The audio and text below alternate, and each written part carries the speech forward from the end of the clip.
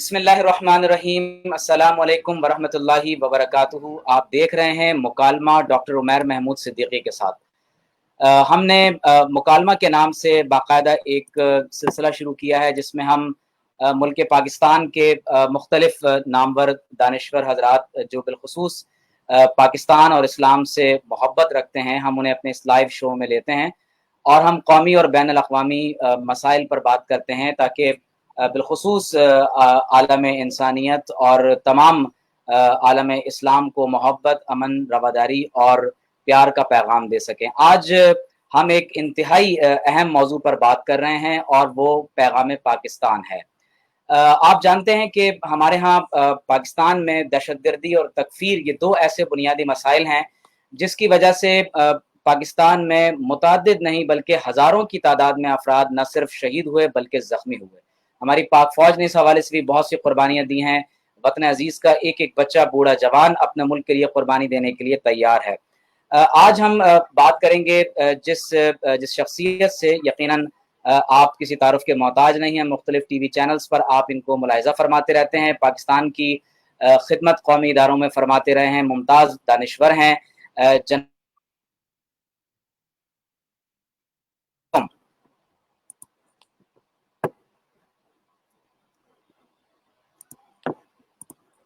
Hello sir, आपको मेरी आवाज़ आ रही है? जी आ रही है आपकी आवाज़। सर, खास तौर पर आज का ये प्रोग्राम हमने अपने नौजवानों के लिए रखा है और क्योंकि आप नौजवानों को एड्रेस करते हैं और हम ये देख रहे हैं कि हमारे नौजवान इस वक्त दो तरह के एक्सट्रीमिज्म के रवैयों का शिकार हो चुके हैं।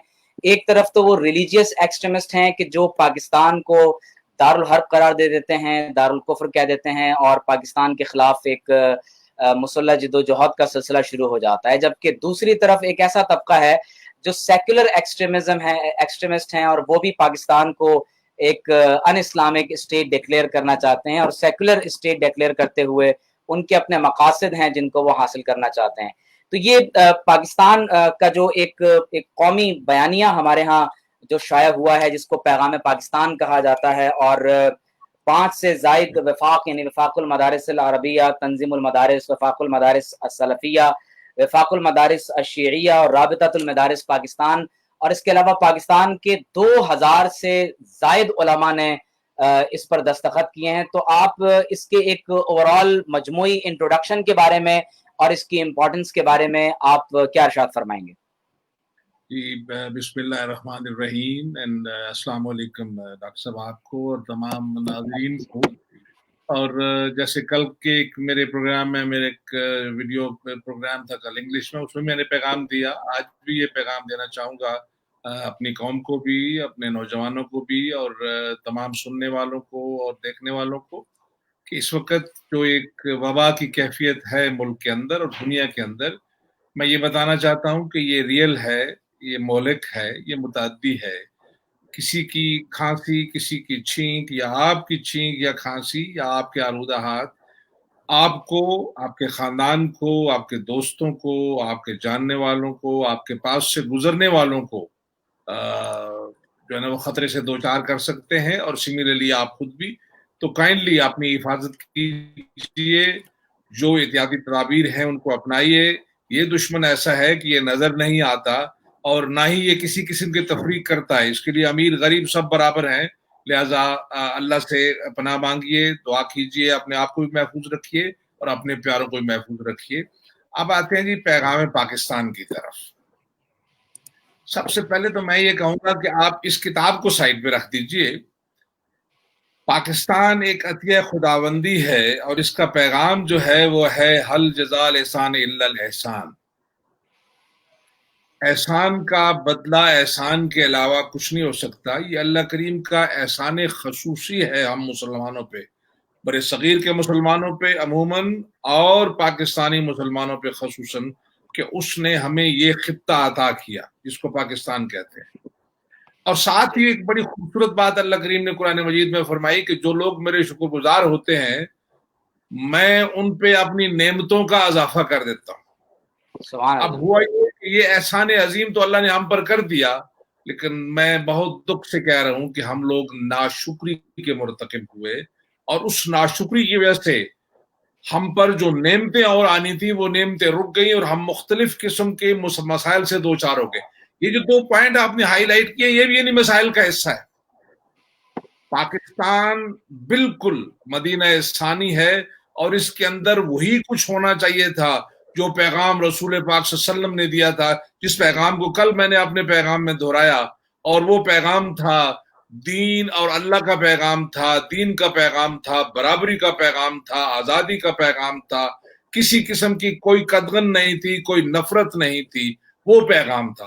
لیکن انفارچونیٹلی جب یہ مسجد بن گئی، یہ پاکستان بن گیا، تو بجائے اس کے کہ ہم اس سے سنوارتے، ہم اس قسم کی چیزوں میں پڑ گئے جن کا آپ نے ذکر کیا کہ کسی نے جو ہے وہ مارنے کے فتوے دینے شروع کر دیے، کسی نے اسلام کے رستے سے بغاوت کے جو ہے نا وہ فیصلے سنانے شروع کر دیے. پاکستان کی بقا، ہماری قوم کی بقا صرف اور صرف اسلام میں ہے، اور پاکستان اسلام کے نام پر بنا ہے اور اسلام کے نام پر ہی قائم رہ سکتا ہے. اس کے علاوہ اسے متحد رکھنے والی اور کوئی چیز نہیں ہے. یہاں قریش بھی ہیں، یہاں انصار بھی ہیں، یہاں مختلف ٹرائب بھی آئے ہوئے ہیں، سارے یہاں موجود ہیں، اور یہ تب ہی رہ سکتے ہیں کہ ایک مٹھ ہوں اور یہ پاکستان کو ایک عطیہ خداوندی سمجھیں، اور یہ سمجھیں کہ میں، جیسے میرا عقیدہ میں ہر جگہ یہ ایکسپریس کرتا ہوں، ہر جگہ ایکسپریس کرتا ہوں کہ روز قیامت مجھ سے یہ سوال ہوگا کہ ایک ایسا خطہ جس کی ہزاروں سال کی تاریخ تھی، اس خطے میں تم خواہ لوکل مسلمان ہوئے یا باہر سے آئے، لیکن تم آؤٹ سائڈر تھے. میں نے تمہیں ایک خطہ کیا جہاں تم میرا نام بلند کر سکتے تھے، میرے دین کی سربلندی کے لیے کام کر سکتے تھے، آپ نے نبی پاک صلی اللہ علیہ وسلم کی اتباع کر سکتے تھے، ان کی سنتوں کو زندہ کر کے چل سکتے تھے. تم نے کیا کیا؟ تو ایسے نہ ہو کہ اس روز ہمارے پاس بجز ندامت کے اور کچھ نہ ہو. تو پیغام پاکستان جو ہے میرے لحاظ سے، اس لیے میں نے کہا کہ اس کتاب کو وہ بڑے جید لوگوں نے اس پہ سائن کیے ہیں، تو میں تو ایک بالکل جو ہے وہ کچی پہلی کا اسٹوڈنٹ ہوں، لیکن میں یہ کہوں گا کہ پیغام پاکستان ہے میرے اللہ کا پیغام، میرے نبی پاک صلی اللہ علیہ وسلم کا پیغام. پیغام پاکستان ہے کہ آج تمام نعمتیں جو ہیں وہ مکمل ہو گئیں، اور زندگی گزارنے کا طریقہ جو ہے وہ میں نے اسلام چن لیا.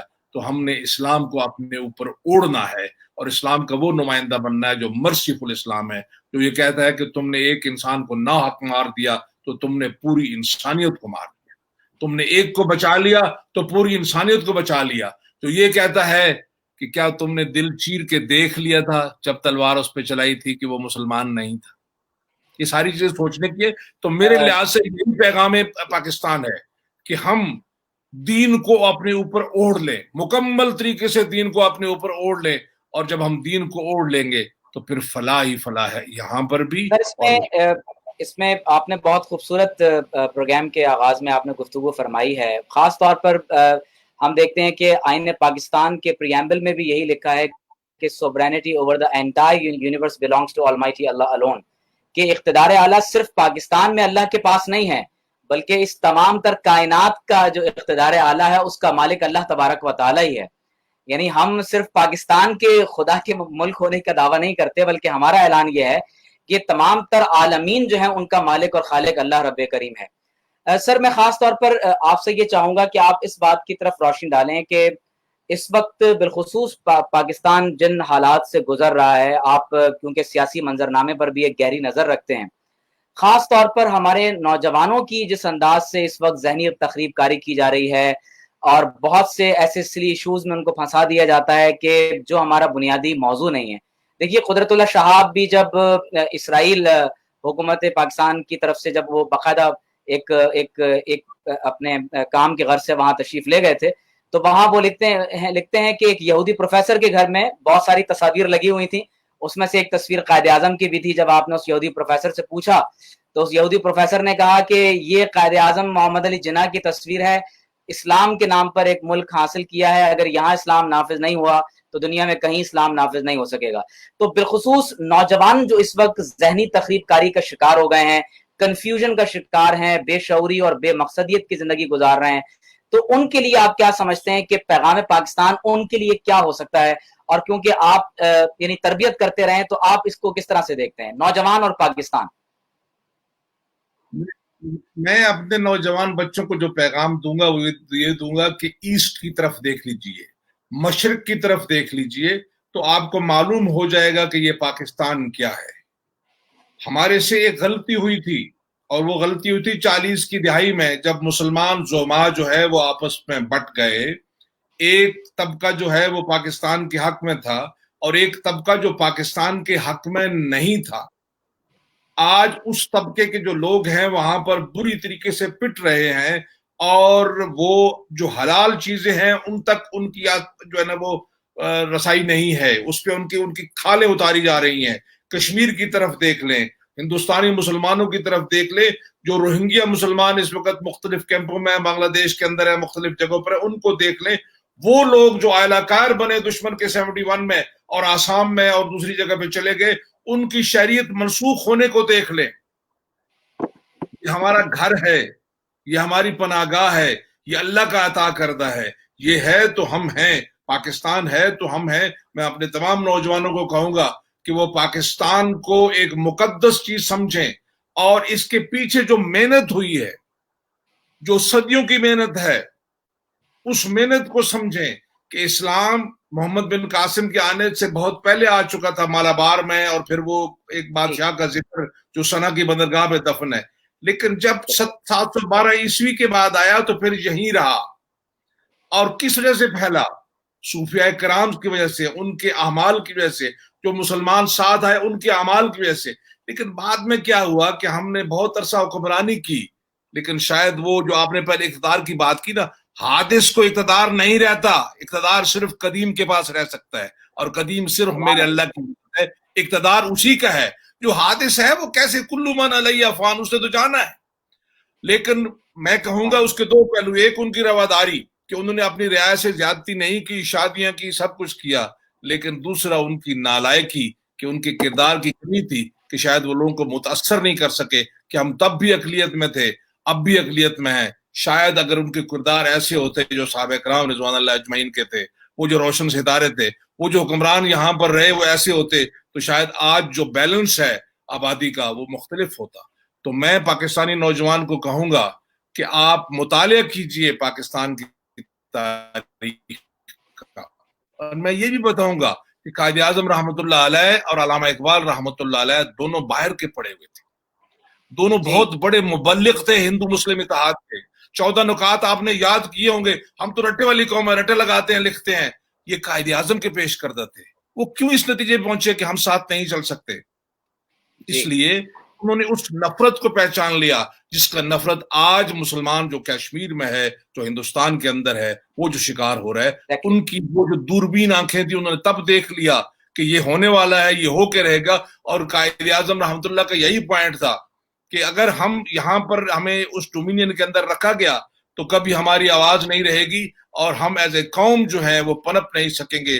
ہماری مذہبی آزادیاں سلب ہو جائیں گی، ہماری شخصی آزادیاں سلب ہو جائیں گی. ہمارے آپس میں جو فرق ہے وہ بہت زیادہ ہے. موحد اور پوجنے والا جو ہے وہ اکٹھے چل نہیں سکتے.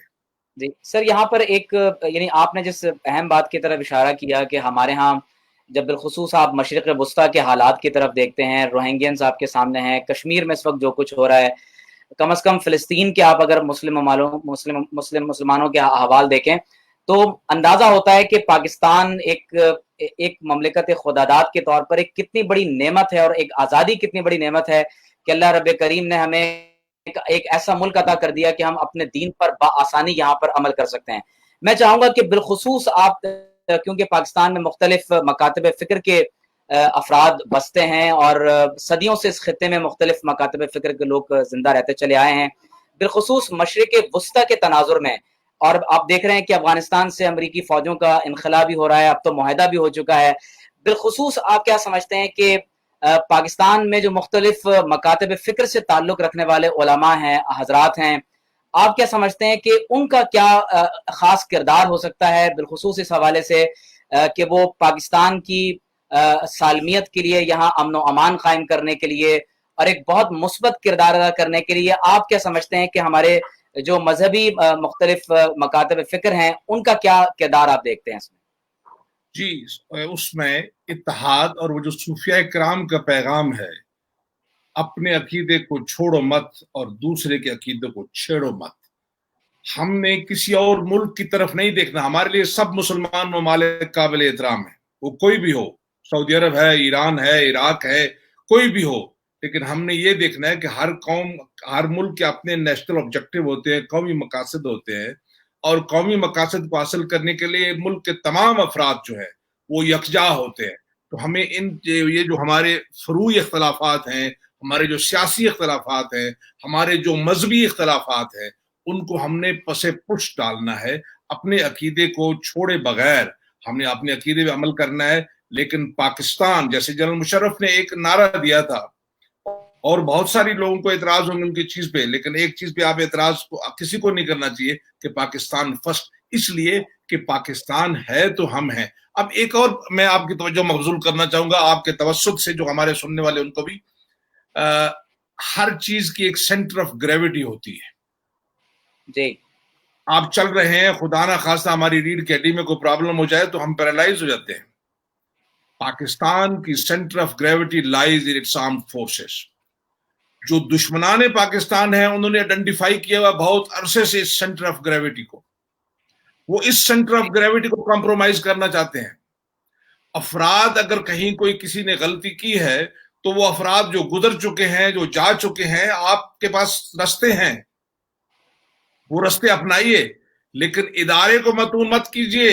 یہ ادارہ نہ صرف یہ ہے کہ پاکستان کی پہچان ہے، یہ ادارہ عالم اسلام کی پہچان ہے. جب بھی بات ہوتی ہے تو مسلمان ممالک میں افواج پاکستان سب سے اوپر ہوتی ہیں. میں کل پرسوں سے ایک بڑی عجیب سی ڈسکشن جو ہے نا وہ دیکھ رہا ہوں، بجٹ کے اوپر جو ڈسکشن ہو رہی ہے، یہ بہت افسوس کا مقام ہے.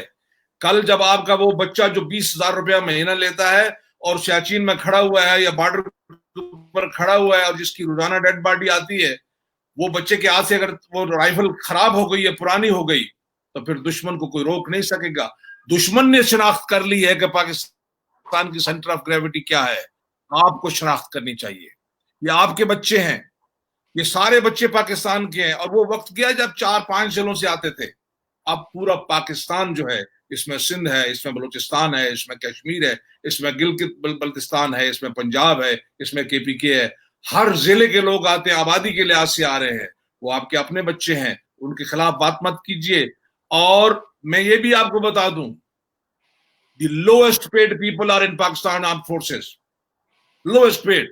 یہ جو ہمارے لوگوں کو دیکھتے ہو نا کہ میں ایک اچھے گھر میں بیٹھا ہوں، میرے پاس گاڑی ہے، it is the good name of the armed forces, جس کی وجہ سے میرا وہ پلاٹ جو آپ کا 10 لاکھ میں بکتا ہے، میرا ہو سکتا ہے 70 لاکھ میں بک گیا ہو. But again the good name of my force. اس لیے میرا آپ سے یہ استدعا ہے آپ کے پروگرام کے توسط سے کہ اس شاخ کے اوپر کلاڑی مت چلائیے جو شاخ سایہ دے رہی ہے، جو حفاظت کر رہی ہے. اگر کسی سے غلطی ہوئی، فیلڈ مارشل ایوب خان سے غلطی ہوئی تو پکڑیے نا، جائیے عدالت میں. یا اولق صاحب سے غلطی، جائیے. مشرف صاحب سے جائیے. جو بھی جس نے بھی کی ہے، انڈیویجولز کو بے شک آپ جو مرضی کرنا چاہیں، but don't go after the ادارہ. دس از واٹ اینیمی وانٹس. اسی لیے وہ رنگ برنگی چیزیں کرتا ہے. اور دوسرا، یہیں سے آپ کے توسط سے میں ایک اور بات جو ہے وہ بتا دوں. جی سر. اور وہ ہے حرمت رسول پاک صلی اللہ علیہ وسلم. سبحان اللہ. اس دن مسلمان نے اس پہ کمپرومائز کر دیا، وہ مسلمان نہیں رہے گا. یہ جو طرح طرح کی چوریں روزانہ نکلتی ہیں، ایسے لوگوں کو دیکھیے، آئیڈینٹیفائی کیجئے اور بتائیے حکومت پاکستان کو بھی اور تمام زعماء کو بھی کہ یہ فلاں فلاں آدمی یہ شرارت کر رہا ہے. یہ شرارت یہاں نہیں چلنی چاہیے. یہ خطہ نبی پاک صلی اللہ علیہ وسلم کی شفقت کا مظہر ہے.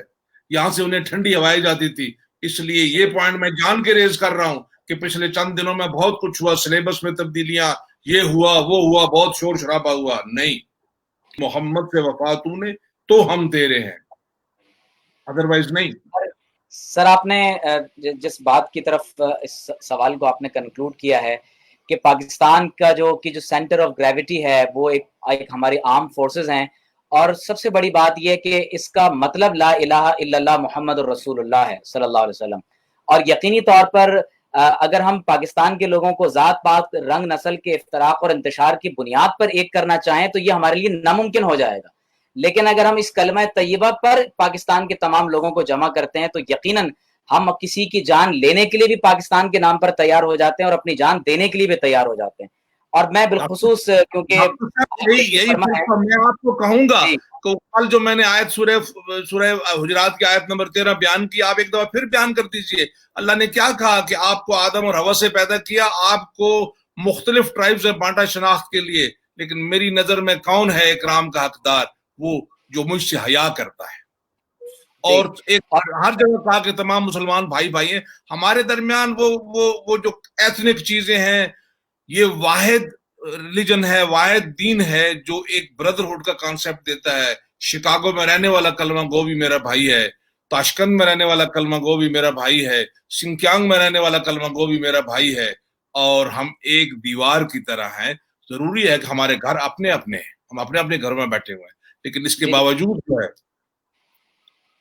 سر میں ایک سوال یہاں پر آپ سے کرنا چاہتا ہوں کہ جس طرح سے آپ نے پاکستان کی مرکزیت کی بات کی ہے، اور وہ روحانی قوت جو پاکستان کی تخلیق سے لے کر اس کی تعمیر اور اس کی تکمیل کے تمام تر مراحل میں ہمیشہ شامل رہی ہے، وہ پاکستان کے لوگوں کے دلوں میں عشق رسول صلی اللہ علیہ وسلم ہے. اور یقیناً جب ہم حرمین طیبین حاضر ہوتے ہیں تو جو عشق اور محبت پاکستان اور ترکی کے لوگوں کے دلوں میں ہمیں نظر آتا ہے، وہ دنیا کے کسی اور خطے کے لوگوں کے دلوں میں ہمیں نظر نہیں آتا. نظریہ پاکستان کس قدر ضروری ہے اس وقت، اور اس کی کیا سگنیفیکنس اور امپورٹنس ہے؟ کیونکہ کبھی سلیبس میں تبدیلی کرنے کی بات کی جاتی ہے، کبھی میڈیا کے ٹاک شوز میں ہم دیکھتے ہیں کہ نظریہ پاکستان کا مذاق اڑانے کی کوشش کی جا رہی ہوتی ہے. تو نظریہ پاکستان، عشق رسول، حرمت رسول صلی اللہ علیہ وسلم، اس کی اہمیت کو آپ کس قدر دیکھتے ہیں، اور کیا آپ اس کی اہمیت کو کس طرح سے بیان کریں گے؟ نظریہ پاکستان، عشق رسول اور ہمارا ملک پاکستان. میں آپ کو ڈاکٹر صاحب 1400 سال پیچھے لے کے جاؤں گا. کیا وجہ تھی کہ مہاجرین نے اپنا سب کچھ مکہ میں چھوڑا اور ہجرت کی؟ پہلے حبشہ کی طرف گئے، پھر مدینہ کی طرف. 1947 میں جو ملینز کے حساب سے آئے، وہ نظریہ تھا. وہ نظریہ یہ تھا کہ ہم لا الہ الا اللہ، یہ شہادت کا ایک حصہ ہے، اور دوسرا ایسا جس کی آپ نے بات کی، جب تک وہ آپ کہے نہیں تو آپ مسلمان ہوتے نہیں. محمد رسول اللہ صلی اللہ علیہ وسلم جب یہ ملتا ہے تب جا کے، اور اسی نظریے کی بنیاد پہ وہ ہجرت بھی ہوئی تھی، اور اسی نظریے کی بنیاد پہ یہ ہجرت بھی ہوئی تھی. اور جہاں تک روحانیت کی بات ہے تو میں آپ کو ایک ریفر کروں گا. ہمارے یہاں ایک چیز ہے، میں خود اس کا چونکہ پاکستان کی ہسٹری کا اسٹوڈنٹ ہوں، میں نے بہت پڑھا ہے کہ سنی کانفرنس نے کتنے اجلاس کیے، بنارس میں انہوں نے کیا کیا، کن کن لوگوں نے مخالفت کی. لیکن میں نے ایک 10 جلدوں کی کتاب فیروز ہم سے خریدی، زیارت النبی بحالت بیداری اور خواب کی حالت میں، اور وہ مولانا عبد المجید صدیقی صاحب کی لکھی ہے. اور وہ چھوٹی بات ہے، مجھے یہاں مکاتب کی بات نہیں کرنا چاہیے، لیکن ان کا تعلق اس مکتبے سے تھا جنہوں نے پاکستان کی اس وقت مخالفت کی تھی پاکستان بنتے ہوئے. لیکن میں انہیں، وہ اس دنیا میں نہیں رہے، میں ان کے لیے دعاگو ہوں کہ انہوں نے لکھا کہ جی قائد اعظم رحمۃ اللہ علیہ کو نبی پاک صلی اللہ علیہ وسلم کی زیارت بحالت بیداری ہوئی، اور انہوں نے انہیں حکم دیا کہ جو go back to India, lead the Muslims of India to اللہ will help you to independence to Pakistan. تو یہ پاکستان ایسے بنا نہیں. ویسے بھی ہم تو آج بھی بکھرے ہوئے تھے. دیکھو نا، انڈیا کے اندر اس وقت بھی 22 کروڑ 25 کروڑ 20 کروڑ مسلمان تو ہیں، لیکن پورے ہندوستان میں پھیلے ہوئے. تب بھی ہماری یہی حالت تھی. تو یہ اللہ اور اللہ کے رسول کی شفقت کے بغیر یہ ممکن نہیں تھا. یہ اسی کرم کی وجہ سے پاکستان بنا. اس میں ہمارے پرکھوں نے بہت قربانیاں دی، بہت بڑی قربانیاں دی ہیں، اور ہمیں یہ احساس رکھنا چاہیے. اور نظریے کی بنیاد پہ بنا، ورنہ تو ہمارے پیچھے سے بہت سارے لوگ، کتنے لوگ عرب سے آئے ہوں گے. بلانگ ٹو سالٹ رینج، وہ ہندو بھی تھے، آج بھی جو وہاں پر ہیں جو ہندو تھے. وہ کیا چیز ہے جس نے ہمیں ایک دوسرے سے علیحدہ کیا؟ اللہ اور اللہ کے رسول کے نام پہ ہم علیحدہ ہوئے نا. یہی ہمارا نظریہ ہے، اور یہی پاکستان کا نظریہ ہے، تاکہ ہم یہاں آزادی سے. اور اسلام جو ہے وہ قتل و غارت گری کا دین نہیں ہے. اسلام کسی کو مارتا نہیں. میں نے شروع میں یہ بات کی کہ یہ کتنے شرم کی بات ہے. کل بھی میں نے کہا کہ یہ الازہر کے اسٹیج سے باراک حسین اوباما ہمیں یہ آیت سناتا ہے. یہ آیت تو ہمیں خود سنانی چاہیے کہ جس نے ایک انسان کو ناحق مار دیا، اس نے انسانیت کو مار دیا. اور ہم سورہ نساء کی اس آیت کو بھول جاتے ہیں جہاں اللہ کریم کہتا ہے کہ اگر آپ نے عمدن مار دیا ایک مسلمان کو تو بخشش نہیں ہے تمہاری. ہاں، اگر ساون مارا ہے تو اس کو بھی بتا دیا قرآن کے اندر. تو بیسیکلی ہمیں ایک دوسرے سے نفرتوں سے باز آنا ہے، قتل و غارت گری سے باز آنا ہے. ہر ایک کو مسلمان کرنے کی کوشش ہم نے نہیں کرنی، ہر ایک کو اپنے مسلک پہ لانے کی کوشش نہیں کرنی.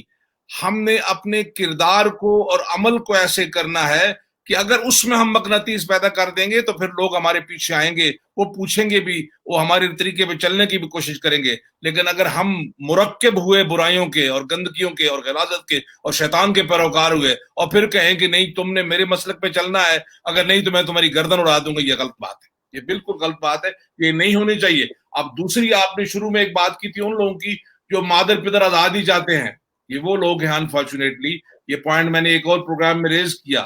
سم ہو دی ادر ہمیں وہ جو ہمیں سلیبس ہمارے پہ مسلط کیا گیا ہے اس سلیبس سے ہمیں نکلنا ہے, ہمیں واپس اپنے روٹس کی طرف جانا ہے, ہمیں دیکھنا ہے کہ ہمارا کون سا سلیبس ہے. اور سلیبس صرف یہی نہیں کہ مذہبی سلیبس ہے, ہمیں اپنے روٹ کی طرف جانا ہے. سائنس بھی ہمارے گھر کی لونڈی تھا, دنیاوی تعلیم بھی ہمارے گھر کی لونڈی تھی. ہمیں یہ ہمفرے اور یہ جو جن لوگوں نے یہ ہمیں یہ سلیبس دیا کہ صرف ان کو اے بی سی اور وہ پڑھا دو, اس سے نکلنا ہے. اور دوسرا, آپ کے توسط سے, آپ ایک استاد ہیں, ایک یونیورسٹی کے پروفیسر ہیں, ہمیں بہت سیریسلی یہ کام کرنے کی ضرورت ہے کہ پاکستان میں تعلیم کا نظام ایک ہو, ایک سلیبس ہو, کوئی چیز اللہ اور رسول کے پیغام کے مخالف نہ ہو, کوئی چیز پاکستان کے مخالف نہ ہو, جو بنیادی عقائد ہیں ان کے کوئی چیز خلاف نہ ہو. اور جیسے کہ آپ نے آئین پاکستان کا ریفرنس دیا, اللہ اور رسول کے پیغام کے علاوہ اور کوئی چیز نہ اس کے اندر. یہ جو ہمارے بچے اسٹریج آ رہے ہیں, ان کو آج ایکسیس ہے انٹرنیٹ پہ مختلف چیزوں کی, وہ تمام چیزیں کچا ذہن ہے, سوال نہیں کرتے.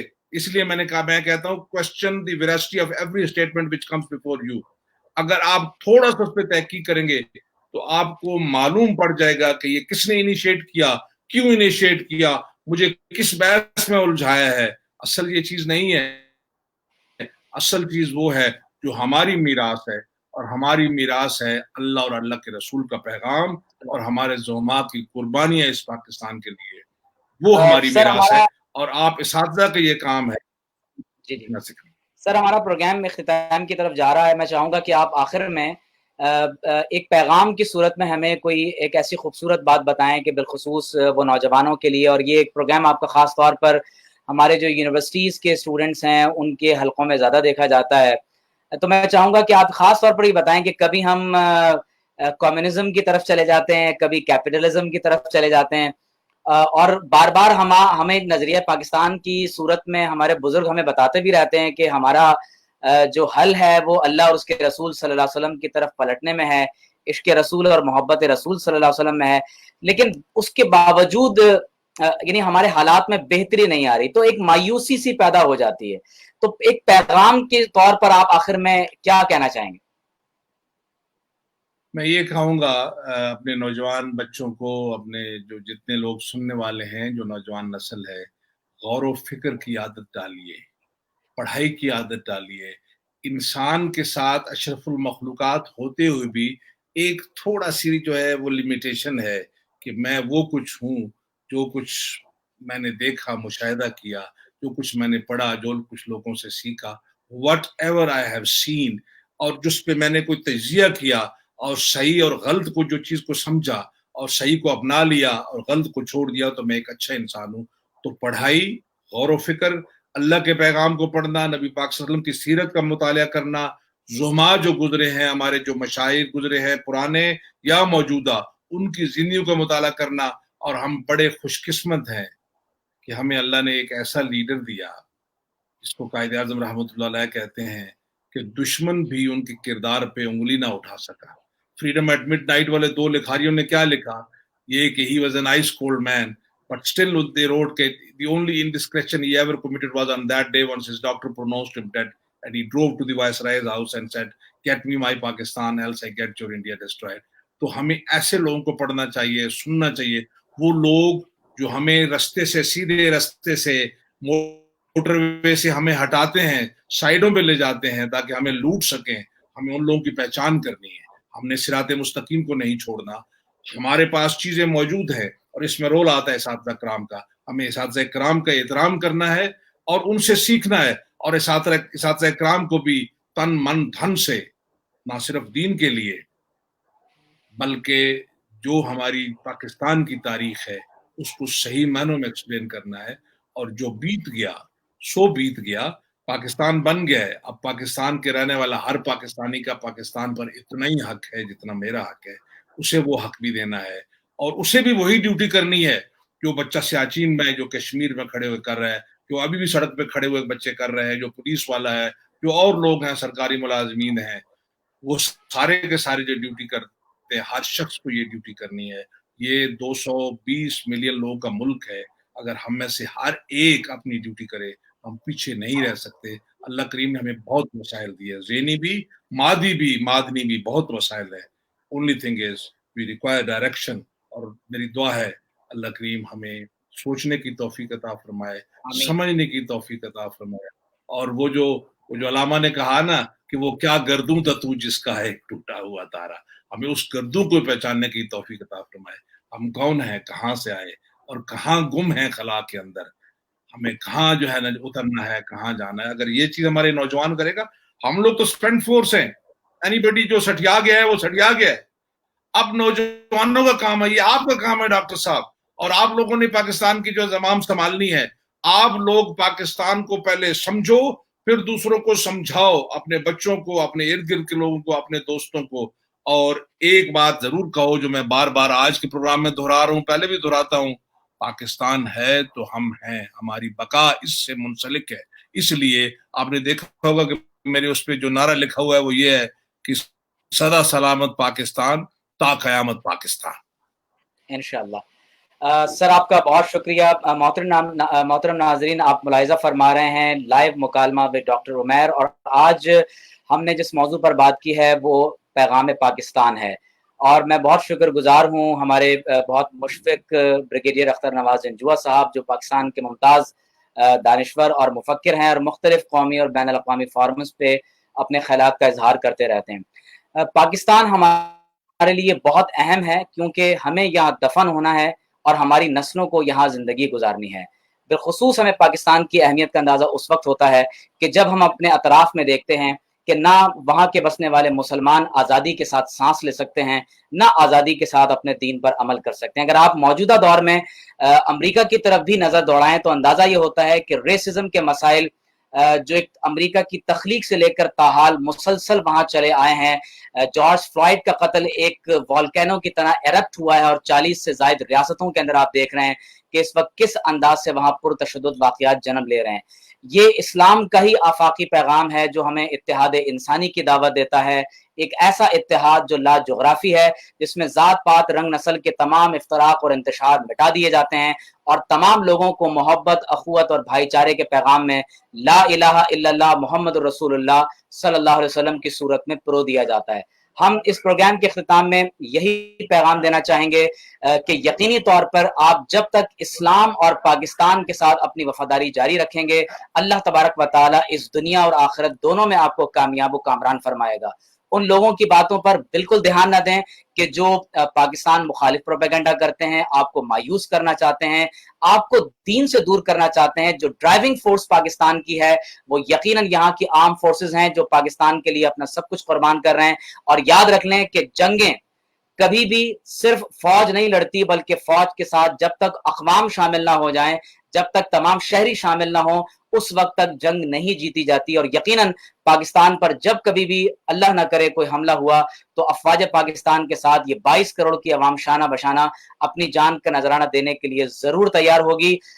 میں آپ کا سب کا بہت شکر گزار ہوں. میں اس پیغام کے ساتھ اپنی گفتگو کو ختم کر رہا ہوں کہ ہم سب کو پاکستان کے لیے اگر ہم کوئی جان دیتے ہیں, ہمارا فوجی پاکستان کے لیے جان دیتا ہے, یا کوئی پاکستانی مسلمان اس ملک کے لیے اپنی جان دیتا ہے, تو وہ شہید ہے, کیونکہ یہ ریاست اسلامی ریاست ہے, اسے اسلام کے نام پر حاصل کیا گیا ہے, اور 25 لاکھ شہداء کی امانت ہے یہ مقدس ملک. لہٰذا ہر وہ شخص جو اس ملک کے لیے کسی بھی قسم کی کوئی خدمت سر انجام دیتا ہے وہ اللہ تعالیٰ کی بارگاہ میں ضرور مقبول ہوگی. شرط یہ ہے کہ کی محمد سے وفا تو نے تو ہم تیرے ہیں, یہ جہاں چیز ہے کیا لوح و قلم تیرے ہیں. والسلام علیکم ورحمۃ اللہ وبرکاتہ.